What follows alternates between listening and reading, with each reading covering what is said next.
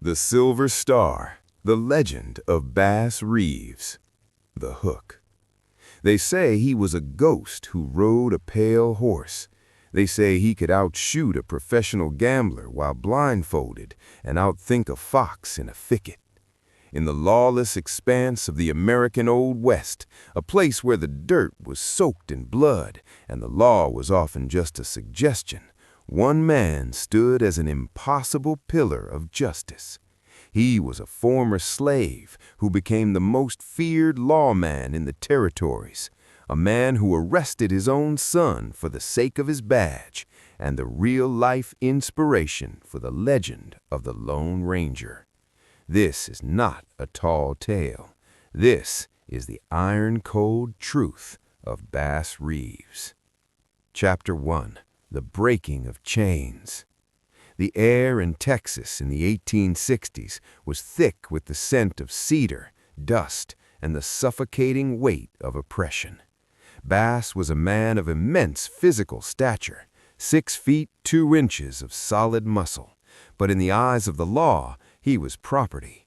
He was owned by George Reeves, a man who took him to the front lines of the American Civil War. The turning point came over a game of cards. In a tent lit by flickering candlelight, a dispute erupted between the master and the slave. It wasn't just about the game, it was about the years of stolen dignity. In a moment of sheer audacity, Bass did the unthinkable. He struck his master down. Knowing that a black man striking a white man in the South was a death sentence, Bass vanished into the night. He didn't just run, he transitioned into a ghost. He fled into the Indian Territory, modern-day Oklahoma, seeking refuge among the Cherokee, Creeks, and Seminoles. For years, Bass lived in the shadows of the frontier. He learned the languages of the tribes, mastered the art of the long-range rifle, and became a tracker whose instincts were sharpened by the necessity of survival. He wasn't just hiding, he was evolving. While the rest of the United States tore itself apart in the Civil War, Bass Reeves was being forged into the ultimate weapon of justice. Chapter 2. The Hanging Judge and the Iron Star. The year was 1875. The Indian Territory had become a sprawling 74,000 square mile sanctuary for the most desperate men in America. Murderers, horse thieves, and whiskey peddlers fled from the civilized states into this lawless void, knowing that white law ended at the Arkansas border. In Fort Smith, Arkansas, a man named Isaac Parker, soon to be known as the Hanging Judge, took his seat on the bench. He looked out over a territory where over 60 marshals had already been gunned down in the line of duty. Parker didn't need just another gunman. He needed a man who could survive.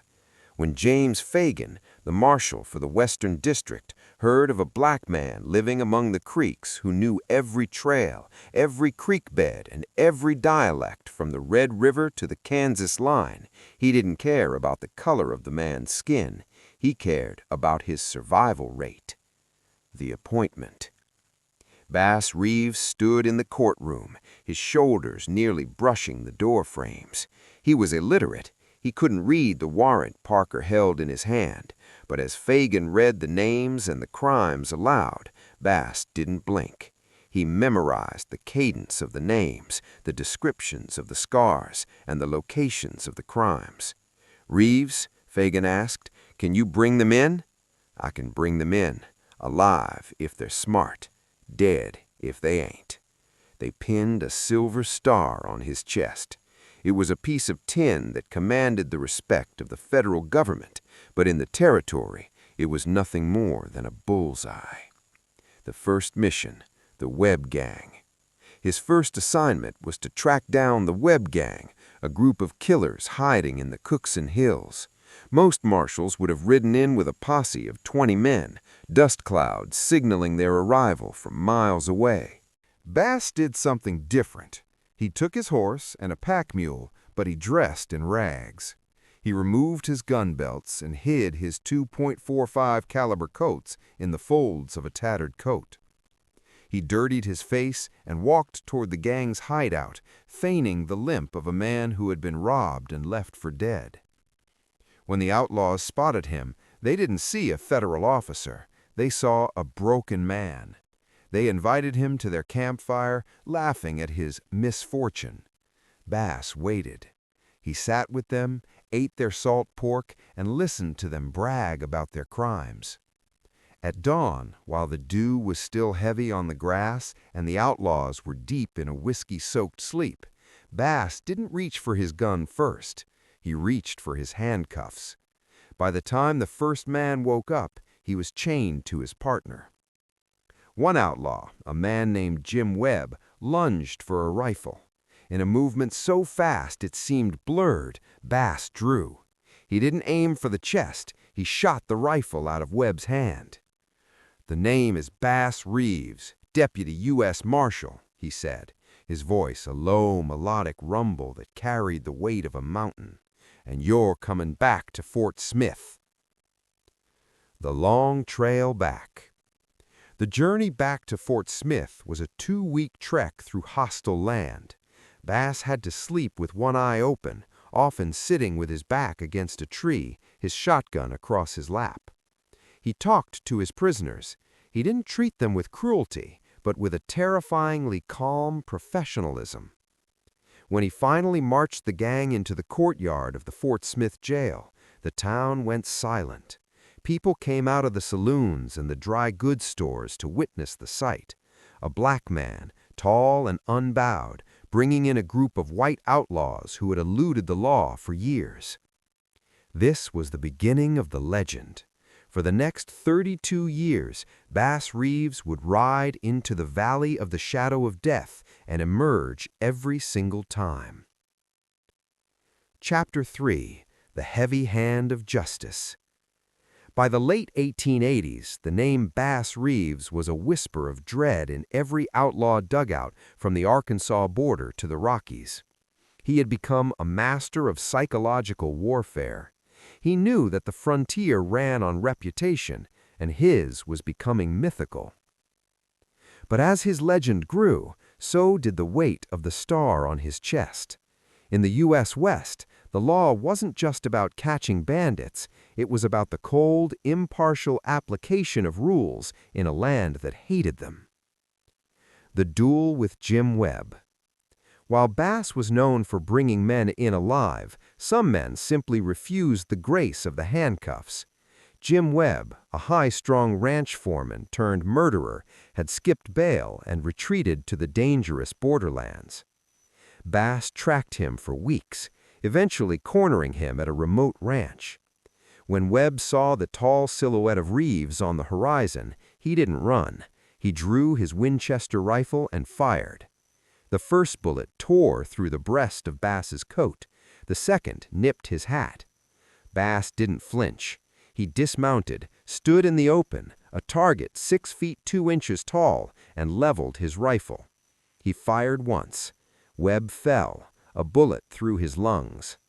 As Bass approached the dying man, Webb handed him his revolver and his boots, saying, "Give these to your children. You're a brave man, Reeves. I've killed 11 men, and I expected you to be the 12th." Bass took the boots, but he didn't smile. To him, every death was a failure of the law to provide a peaceful surrender. The ultimate test. The warrant for Benny Reeves. If the Webb duel showed Bass's courage, the events of 1902 showed his soul. Bass was in the marshal's office in Muskogee when a heavy silence fell over the room. A warrant had been issued for a brutal murder. The suspect, Benny Reeves, Bass's own son. Benny had killed his wife in a fit of jealous rage and fled into the hills. The other marshals looked away. They offered to take the warrant themselves out of respect for their old comrade. They didn't want the indomitable marshal to have to hunt his own blood. Bass sat in silence for a long time, his large, calloused hands resting on the desk. Finally, he stood and reached for the paper. "Give me the writ," he said. "He's my son, and I'll be the one to bring him in." For 2 days Bass was gone. No one knew what happened in those woods, the words spoken between a father and a son, or the tears shed in the dark. But on the 3rd day, Bass rode back into town. Behind his horse, walking in chains, was Benny. Bass walked his son into the jail, processed the paperwork with a steady hand, and turned him over to the court. Benny was sentenced to life in Leavenworth. It was a moment that solidified Bass Reeves as a man of terrifying integrity. In his eyes, the law was a divine entity that did not recognize bloodlines. The disguise, the beggar, and the boots. Once, he was looking for 2 brothers with a $5,000 bounty on their heads. He found their mother's cabin, but he didn't knock. Instead, he shot 2 holes in his old hat, hid his badge in his boot, and walked to the door pretending to be an outlaw being pursued by a posse. The mother, sympathetic to a fellow victim of the law, invited him in. When the brothers arrived home that night, they found a tired tramp sleeping in the corner. They went to bed, dreaming of their next heist. At sunrise, they woke to the cold steel of a Colt .45 pressed against their temples. Bass had spent the whole night awake, watching them sleep, waiting for the sun to rise so he could legally serve the warrants. Chapter 4. The Ghost of the Oklahoma Hills. As the 1890s bled into the new century, the Wild West began to flicker like a dying candle. Barbed wire sliced the open range, and the scream of the locomotive replaced the howl of the wolf. But the Indian Territory remained a jagged tooth in the mouth of progress, and Bass Reeves remained its most relentless guardian. The mystery of the Lone Ranger. It is here that history and folklore intertwine in a way that fascinates modern America. Many historians point to Bass Reeves as the primary inspiration for the Lone Ranger. Consider the parallels. Bass rode a powerful gray, often described as white, horse. He handed out silver coins as a calling card, similar to the Ranger's silver bullets. He used elaborate disguises and had a close, respectful partnership with the Native American tribes of the territory. He was a man of absolute moral conviction who never wavered from the letter of the law. While the fictional Ranger wore a mask to hide his identity, Bass Reeves wore his skin, a mask of a different kind in a racially divided America, relying on his wits to survive in a world that often wanted him dead simply for the star he wore. The face-off at the Verdigris River. One of the most hair-raising accounts of Bass's career occurred near the Verdigris River. He was tracking 3 outlaws, the terrifying Brunter brothers. They were known for ambushing lawmen and leaving their bodies for the vultures. Bass knew a direct approach was suicide. He found their camp at dusk. Instead of a shootout, Bass utilized his knowledge of the terrain. He approached from the downwind side, crawling through the brush like a panther. When he was within 20 yards, he let out a low mourning dove whistle, a signal his scouts had taught him. The outlaws hesitated, looking toward the trees. In that split second of distraction, Bass stepped into the firelight. "Drop 'em, boys. The ground is already cold, and I'd hate to make it colder with your blood." The youngest Brunter reached for a pistol. Bass fired, not at the man, but at the coffee pot sitting on the fire between them. The explosion of hot liquid and metal shards sent the outlaws scrambling. Before the steam cleared, Bass had all 3 covered with his Winchester. He didn't need to kill them. He had destroyed their will to fight. The Changing Tide, 1907. In 1907, Oklahoma officially became a state.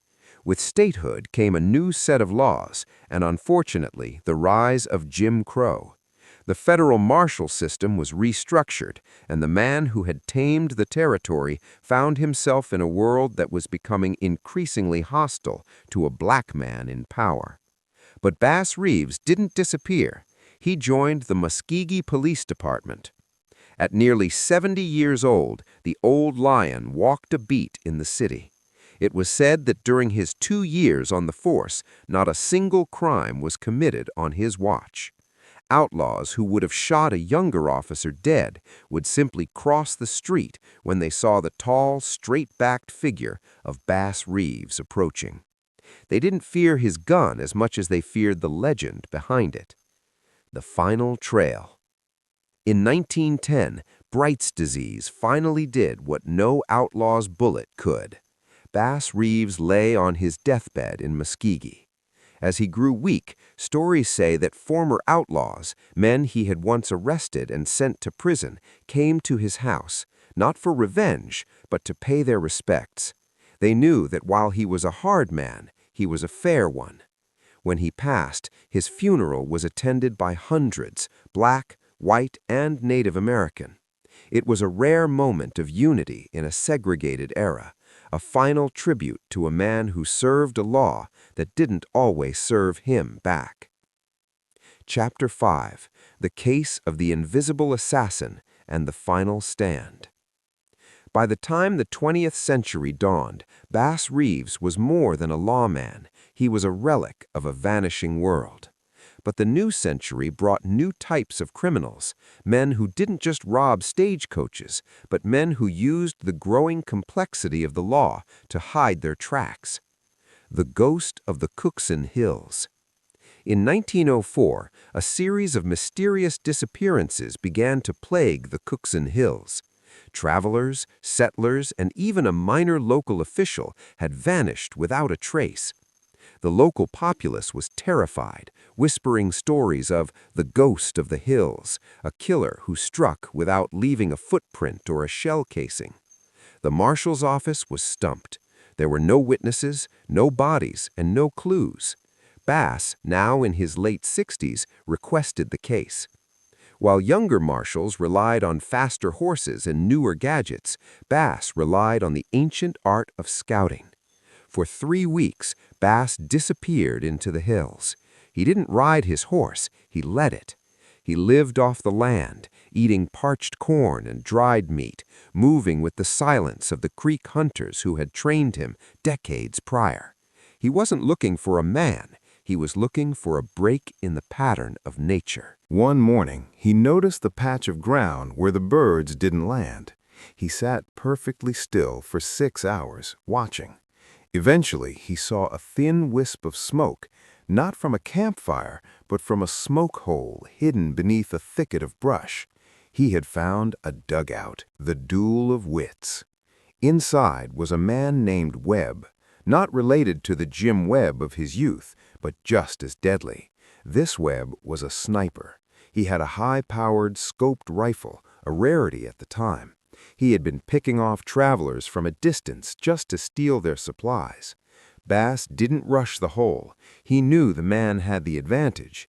Instead, Bass used an old trick from his days escaping slavery. He took his coat and propped it up with a stick, topped with his hat, and slowly raised it above a ridge. Crack! A bullet tore through the hat. Bass immediately dropped the decoy and rolled. He knew exactly where the shot had come from, but instead of firing back, Bass began to speak. He used his deep, booming voice, a voice that sounded like a storm coming over the plains. "Webb, you've got 1 shot left in that bolt before I'm on you. I am Bass Reeves. You know I don't miss, and you know I don't die. Come out now, and you'll see the judge. Stay in there, and you'll see the devil." The psychological weight of the name Bass Reeves did what bullets couldn't. The invisible assassin, a man who had murdered dozens, walked out of the dugout with his hands shaking. He later told the jailers that he felt as if the voice of God himself had called him out of the ground. The last wild ride. One of Bass's final acts as a federal officer involved a pursuit of a young, arrogant gunslinger who bragged he would be the man to kill the black marshal. The young man had barricaded himself in a small shack near the river. A posse of local men had surrounded the place, but no one wanted to go through the door. Bass arrived, his mustache now white, his eyes still sharp as a hawk's. He didn't ask for a shield, he didn't ask for backup. He walked straight to the door. "Son, I've been doing this since before your father was in long pants. Don't make me ruin a perfectly good afternoon." The young man fired through the door. The bullet missed Bass by an inch. Bass kicked the door off its hinges with a strength that defied his age. He didn't fire his weapon. He stepped inside, took the gun out of the startled youth's hand, and slapped him across the face with the back of his massive hand. "That's for the door," Bass grumbled. "Now get your hat. We're going to Fort Smith." The monument of a man. When Bass Reeves finally retired from federal service in 1907, his statistics were staggering. Years of service, 32. Arrests, over 3,000. Killings in self-defense, 14. Wounds received, 0. He had outlasted Judge Parker. He had outlasted the outlaws. He had even outlasted the very era that created him. In his final years in Muskogee, he was often seen sitting on his porch watching the motor cars begin to rattle down the streets. People would stop and stare at the old man with the cane. They didn't see a retired policeman. They saw a living bridge between the brutal, bloody birth of the American West and the modern world. Chapter 6. The Legacy in the Shadows. While the official records of the U.S. Marshals Service testify to Bass Reeves' staggering arrest record, the most fascinating part of his story lies in the unwritten law of the frontier, the way he navigated a society that respected his badge but often despised his person. The trial of the marshal. In 1887, Bass faced a challenge that almost ended his career and his life. He was charged with the murder of a camp cook, a man named William Leach. In the racially charged atmosphere of the time, many believed this was a political-motivated attempt to remove the most powerful black man in the territory. Bass spent nearly 6 months in jail awaiting trial. For a man used to the infinite horizon of the plains, the 4 walls of a cell were a different kind of torture. However, his reputation preceded him. Even behind bars, he maintained a quiet dignity. When the trial finally began, his old friend and boss, Judge Isaac Parker, stood by him. Bass argued that the shooting was an accidental discharge during a struggle, a claim supported by his impeccable record of never using unnecessary force. The jury, surprisingly for the era, acquitted him. He walked out of the courtroom, pinned his star back on, and rode straight back into the Indian Territory. He didn't ask for an apology. He went back to work. The Wild Bunch and the end of an era. As the 1890s progressed, the outlaws became more organized. Gangs like the Dalton Boys and the Duel gang, the Wild Bunch, began to use the territory as a fortress. While Bass wasn't at the famous shootout at Ingalls, he was the man responsible for cleaning up the brush after such battles. He would track the survivors into the most remote canyons where no other posse dared to go. He once tracked a member of the Tom Story gang for over 200 miles. When he finally caught him, the outlaw asked, "How did you find me? I didn't leave a trail." Bass simply pointed to the man's horse and said, "You didn't, but your horse's gait is heavy on the left front shoe. I've been following that rhythm since the Cimarron River." The cultural impact, from reality to myth. The American audience today is rediscovering Bass Reeves through a modern lens. For a long time, the Western was a whitewashed myth, but the reality was a melting pot of the plains. 1 in 4 cowboys were black. The Indian Territory was a complex web of sovereign nations and federal law. Bass Reeves was the bridge between these worlds. When we look at the Lone Ranger, the similarities become impossible to ignore. The Ranger had Tonto, Bass had his deep alliances with the Creek and Seminole scouts. The ranger had his white horse, Silver. Bass rode a massive light gray stallion. The ranger was a man of mystery. Bass often operated in deep disguise, appearing out of the mist like a phantom to make an arrest. The final reflection: why he matters. Bass Reeves' story isn't just about gunfights and chases. It's a story about the rule of law. In a time of chaos, he chose the hardest path, to be a man of absolute integrity in a world that offered him every excuse to be bitter. He was a man who escaped the shackles of slavery only to volunteer to protect the laws of the nation that had enslaved him. He believed that the law was the only thing that could make all men truly equal.